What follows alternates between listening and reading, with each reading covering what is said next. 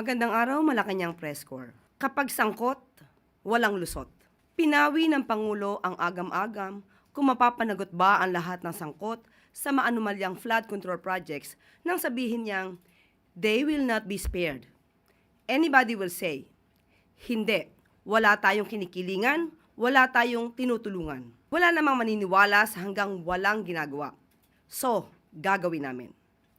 Ito ang katiyakan ni Pangulong Ferdinand R. Marcos Jr. kahapon sa gitna ng mga katanungan sa magiging papel ng mga miyembro ng Independent Commission na pangungunahan ni retired Supreme Court Associate Justice Andres Reyes Jr. Kasama bilang miyembro sina dating DPWH Secretary Rogelio Babe Singson at SGV and Company Country Managing Partner Rosana Fajardo.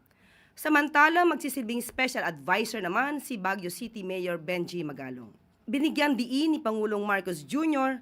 na completely independent ang komisyon, na siyang pinagkaiba nito sa investigating panels ng Kongreso at ng Senado lalo pat walang political ties ang mga miyembro nito.